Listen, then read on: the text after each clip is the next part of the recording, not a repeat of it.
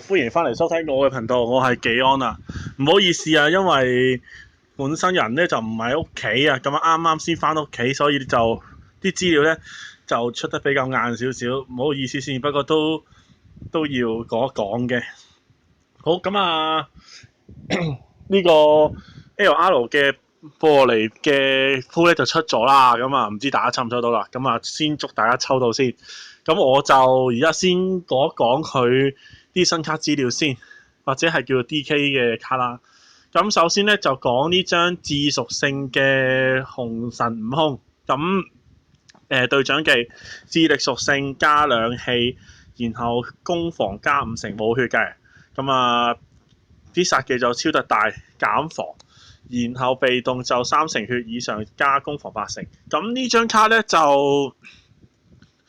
喺而家呢個智屬格比達隊嚟講咧，佢都叫做有翻少少用處嘅，因為佢本身都始終係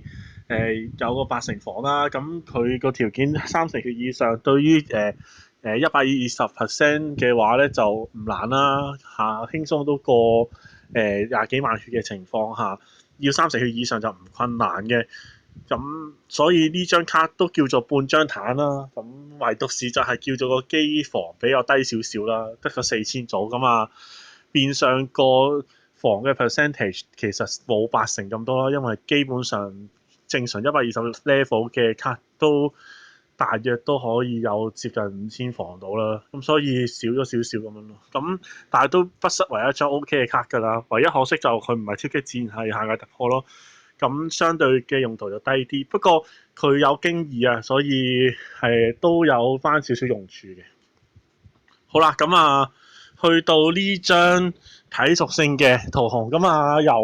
本身係由 SR 咁樣不停咁 DK 上去啦。咁呢張卡咧個用處就反而都幾大下㗎，因為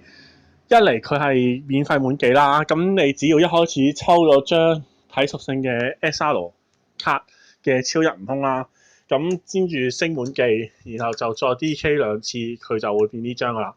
而的確咧，因為嗱，我如果有錯嘅話，大家去提一提翻我啊。咁因為由於本身 SR 嘅超一悟空咧，食翻 SSR 嘅超一悟空係100% 升技嘅，咁所以咧，喺呢個 LR 悟空出體屬性會跌卡嚟講咧，咁基本上你打9張 SSR 嘅超一悟空咧，就已經可以將呢張卡滿技嘅，咁即係話佢可以免費滿技嘅，咁啊變相就都非常之好升噶啦。咁我嘅記憶之中咧，就 SR 食 SSR 都係100% 嘅。咁如果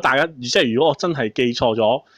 大家就提一提翻我啦。不過即係就算萬一真係唔係啦，咁其實都係 DK 上去 UR 都可以一滿技噶啦，必定咁啊。所以呢張卡免費啦。咁隊長就力體加2氣，血防攻防5成啦，咁冇特別啦。咁啊大絕就超特大啦，亦都冇乜特別啦。而佢個被動咧就力體加2氣，再加25% 攻啊。咁對於呢個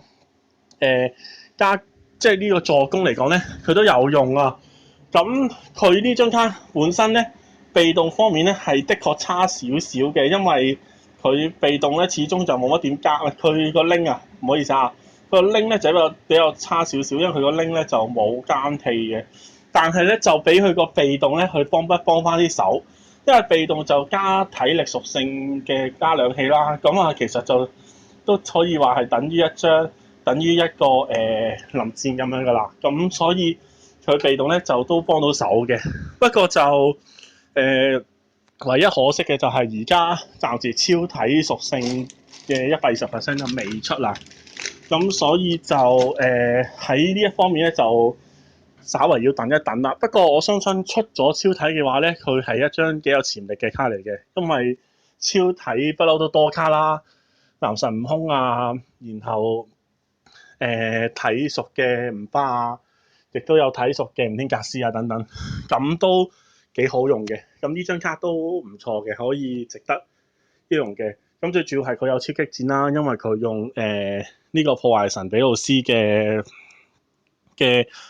超擊戰揮將佢篤緊上去嘅，所以佢有超擊戰，咁呢個亦都優勝咗好多啊。好，跟住到自屬性嘅維斯，咁啊速字體加3氣，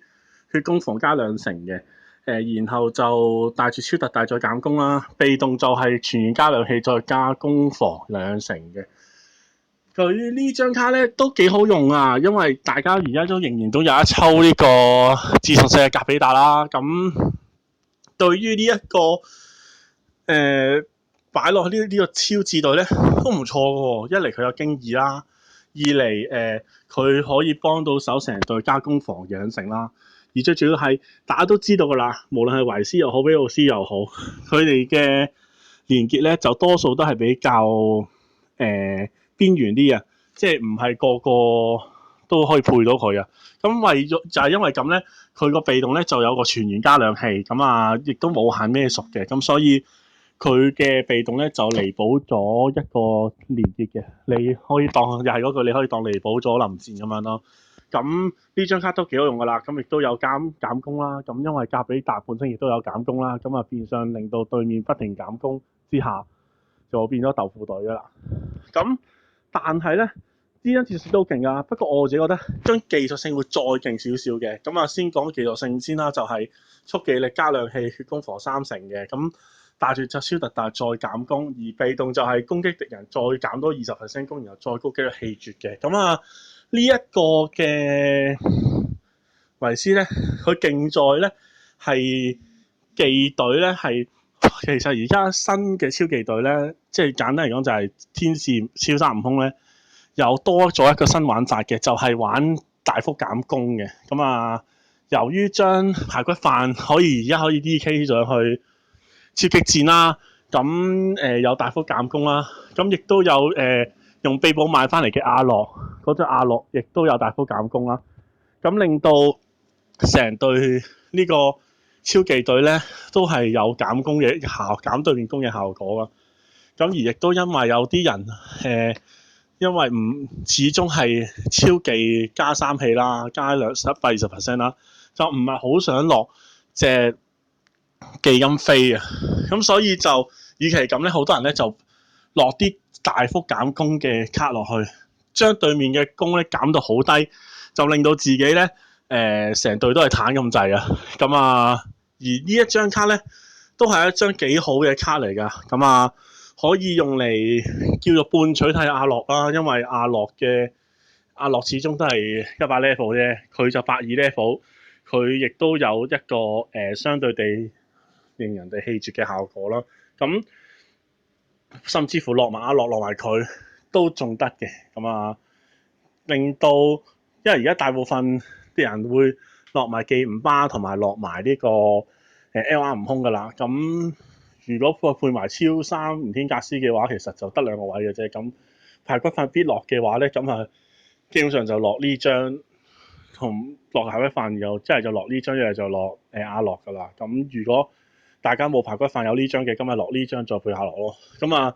令到對面不停減攻，就成隊都勁，上面都超變咗做好多隻坦咁樣啦。咁啊可以慳翻唔使落幾金飛，咁都唔係一件壞事嚟嘅。係可惜少少就係佢冇呢個出擊戰咯。至於你話喂唔係喎，技隊都冇乜經驗嘅啫喎，咁呢個係嘅。不過對於天使悟空嚟講咧，其實本身加唔到氣係佢本身隻重嘅其中一個特色嚟嘅。因為我有玩我就大約都明嘅，或者大家有玩嘅都應該知嘅，就係對於超技隊嚟講咧，要令到隻超3吳天格斯去到11氣咧，其實係相對地係比較容易控㗎，因為大家都知啦，超3吳天格斯同埋天使超3悟空咧都有短期啦，咁兩個連埋一齊就有9氣啦。咁對於呢個超3吳格嚟講咧，只要食2粒隨便嘅豬，或者食1粒呢個綠色豬，佢就已經11氣㗎啦，非常之好控㗎。所以咧而家咧就明白到官方嘅巧思就係點解天使悟空除咗短期之外唔俾其他加氣拎佢咧，其實就係咁樣用嘅。咁啊令到茅塞頓開啊，原來超技都係有呢個好處嘅，所以我唔係好介意呢張卡冇乜加氣拎嘅，係啦。咁大致上係咁樣。好啦，咁兩張新嘅 DK， 即係啲可以 DK 嘅卡都講完啦。咁啊，講埋兩張新嘅免費卡啦。咁一張就係呢張孫悟空 JR 啦。咁呢張係本身就咁嘅免費卡啦，唔特別講，因為佢可以 DK 上去超西嘅。咁講呢張啦，知食性加2氣血攻防3成，超特大。然後被動係必殺技發動嘅時候加4成功，然後再超高機率咧，再加4成功，但係就減4成防嘅。咁先第一樣嘢就係、去到呢啲免費卡嚟講，第一時間就係諗咩咧？就係、當然係諗攞嚟打 LR 啦。但係咧喺而家呢個世代咧，其實自屬性攞嚟打 LR 咧係已經唔係好入流啦，因為以前咧都仲話唔係喎，可以攞嚟打悟空啊！但喺以前嘅年代打悟空亦都要限超強集嘅卡啦。自從佢唔限超強集碳打翻嚟嘅卡都可以嘅時候，已經出咗體屬性嘅悟空，而體屬性嘅悟空打徽章之餘，仲可以有跌卡嘅機會率。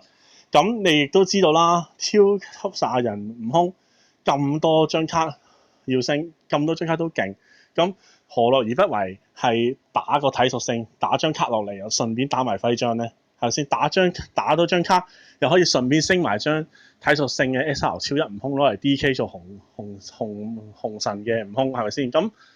變相咧打體屬性嘅悟空嘅人咧就極多。咁呢張卡自屬性反而比對面黑嘅，咁啊唔會落啦。而去到 LR 飛嚟嘅話，無論你打速屬都好啦，或者打力屬都好啦，你都唔會攞張自屬去打啦。打速屬你一定會用天使悟空或者用 LR 悟空做頭啦。如果打力屬嘅話，你就可能會用翻比達小子又好，或師傅又係用翻 LR 悟空又好啦，亦都唔會走去用張字類噶啦。咁所以如果講話打遊關嘅話咧，佢係用着嘅。而如果你話唔係，我可唔可以入格比達隊啊？對於新手嚟講嘅話，唔係唔得嘅，你可以落嘅，因為你冇乜卡啊嘛新手。但係對於老手嚟講，佢真係冇乜用喎，完全冇地位落去啊。咁你話唔係喎，佢有超高機率可以加到4成變咗8成功喎，但係其實係冇意思嘅，因為佢身為一張120 level 嘅卡，但係佢嘅攻擊力只有可憐嘅6590啊，連6600都冇啊。咁啊〜正常一啲120 level 嘅卡，好正正常常 cheap 地嘅，都可以去到7000幾，接近8000攻啦，甚至乎8000幾攻啦。佢呢張卡得6000幾攻嘅時候，等於變相喺攻擊上面一開始已經讓咗人哋10零20% 啦。咁佢要超高機率發動咗，先至有80% 嘅必殺技 up，呢一度已經減翻嗰個實際上嘅倍率，頂籠係6成零7成左右嘅啫。唔會去到8成嘅，然後仲要附帶一個減4成防嘅風險啊！咁當然啦，呢張卡本身得個3000防咁低防，你就算減咗4成，其實都跟住係等於豆腐噶啦。咁所以呢張卡對我嚟講，呢張卡就真係純粹收藏用咯。而最可恨嘅係佢個名咧，仲要係孫悟空 JR 啊，連拆佢嚟升本身自己嗰啲小字，即係僆仔悟空嘅能力都冇啊！咁啊〜真係唔知佢出呢張卡嚟做乜啦，即係攞嚟擺嘅啫。我真係完全覺得呢張卡冇用啊。係啦，咁最重要係呢張卡咧，如果大家想去潛能解放佢咧，佢仲要有一隻特別喐嘅喎，就係用呢一個4星球專用嘅潛能喐細中大，係專係攞嚟升呢張悟空嘅。咁我唔知。佢開咁特別嘅肉啦，我唔知佢會唔會好似格比達嗰啲潛完之後會特別加成啦，令到個三圍再高啲啦。咁我唔清楚啦。咁我自己就覺得要打呢啲肉，亦都我相信要花好多時間啦。咁我覺得唔係好值得去升咯。咁嗰啲潛能即係要點樣 DK 嗰啲章我就唔特別睇啦。咁啊純粹再補一補啦。呢個 LR 嘅布洛連咁。佢同國際版一樣嘅，都係用77個布洛尼嘅徽章 DK 上去咗20 level， 然後再用呢5個咁嘅所謂垃圾界王嘅將77個每個就 DK 上 LR 嘅，咁啊非常之強大啦。咁就大家就記得呢張卡咧，大家喺唔好咁深嘅 DK 住喎，記得就先將呢張SSR 啱啱抽翻嚟嘅時候咧，即係將呢張卡咧先升到滿技先喎，咁啊可以打體屬性嘅布洛連嘅 set 卡啦，會跌 SR 嘅體屬性啦。而 set 角升上去 SSR 嘅話咧，就食咧就可以有50% 嘅升機率㗎啦。咁就你即係如果純粹按機率嘅打18隻升滿咗期佢，咁啊先至再啲機上去啦。咁呢張卡免費10期嚟講都非常之好㗎啦。咁好啦，去到入翻 game 先，佢咧就 game 入邊咧，佢個 pool 咧就真係同國際版一樣咧，出一個傳說降臨嘅 pool 啊。咁咧睇翻佢個抽卡機率咧，就係、你見到咧10% 中 SSR 啦，5% 係全14種類，另外5% 係全117種類啦。即係話佢嗰5% 14種類咧，就係而家封面佢呢度有14張卡嘅，係呢14張卡咧唔計呢3張唔計呢4張 SSR 啦，咁即係呢一堆咧全部都係即係列入埋個5% 入邊嘅。咁大約上計咧就係、你如果想抽中呢一張嘅播年，你想抽中呢張 LR 播年咧，個機率咧就係 0.35% 度嘅。咁係比起即係個機率都係好低㗎啦，得 0.35%， 即係等於你抽大約300次左右先至可以中到佢一張嘅。咁個機率都好低㗎啦，但係點都好過星龍祭抽 LR 達同 LR 唔犯咁個機率咁差好遠嘅，因為你但係如果就之前睇過啲片啦，咁 LR 嘅比達同埋 LR 唔犯抽到嘅機率係0.02定0.03% 啦，佢嘅機率係比正常抽嘅 LR 係再多10倍嘅，咁所以呢張卡係值得去抽嘅，而再加上因為喺呢個 pool 入邊咧係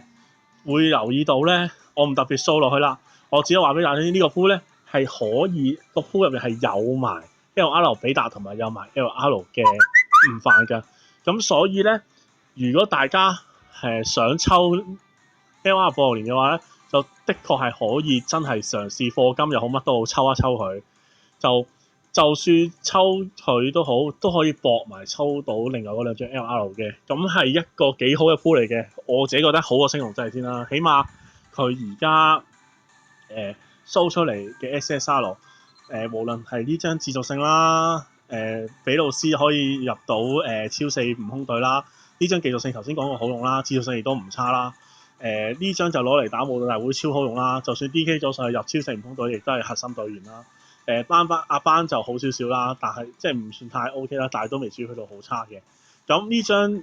吳天格斯亦都唔差啦，唔犯啦。咁呢張單手法亦都強大啦，咁排骨法亦都係強大啦。呢個一星龍亦都好用啦。Baby 亦都可以做變身啦。咁所以呢啲 SSR 咧都好用嘅，好過星龍祭嗰堆嘅。咁所以大家就真係不妨抽抽佢啦。呢個 pool 我係建議抽嘅，咁但係你話喂，咁我抽格比達好啊，定係抽邪念波好啊，定係抽傳說降臨好啦？咁呢個咧就真係按翻大家需要啦，我就真係不言之評啦，因為 LR 嘅波嚟的確係強嘅，亦唔會輸過格比達同埋唔會輸過呢個邪念波嘅。咁你大約睇翻格比達抽到嘅率咧，個機會率係會高啲嘅，但係過年嗰個用途咧係比格比達嚟講，我覺得係高少少嘅。當然格比達都非常之強大，冇得好講噶啦，呢個一定係超強噶啦。但係始終抽卡嘅 LR 點樣都係俾人嘅感覺都係勁過限少少噶啦。咁呢個真係冇得好講。所以如果大家問我新手抽邊個鋪，新手抽播年好啊，定係抽格比達定係抽邪念波咧？我會話俾大家知。抽傳說降臨啦，即係抽播年啦，因為播年淨係限力屬90咧，都非常之好用噶啦。要 DK 要 LR 又唔難啦。你打布羅年嘅關卡，你77個如果新手嘅話，你打翻正常嘅super 關，咁啊一個一個咁打，慢慢打70個唔去到，你至於去到好難嘅，咁啊有嗰隻古道俾人打完之後，對方會零防嘅，咁咪可以打到隻嗰個零咯。咁唔算去到好難嘅，咁啊，所以大家就記得，如果真係有心抽嘅話，就真係抽佢啦。如果咁好彩抽埋 LR 飯或者抽埋 LR 比達，亦都非常之開心啦。加上官方就而家講咗啦，即將就會有大亂鬥出現啦。咁啊，呢個時候抽到唔煩嘅話，咁啊又可以攞嚟 DK 上 AR 啦。咁所以希望大家抽到啊。咁我自己就因為我冇石啦，咁我覺得佢呢個鋪咁着數咧，我都有望咧佢係上第一咧會派少少石或者派啲潛玉嘅。咁如果佢真係有派石或者派潛玉，但總之如果有派石嘅話咧，咁我都可能會單抽下試下呢個 LR 嘅抽下呢個 LR 嘅呢個貨年嘅，因為個鋪入邊有記唔花，其實我都想要，係咯。咁大致上呢條片去到呢度噶啦，咁希望啲資訊幫到大家，咁啊希望咧佢真係可以衝到上第一，派到石，咁我就會出條片單抽佢噶啦。好，呢條片去到呢度先，下條片再同大家見面，拜拜。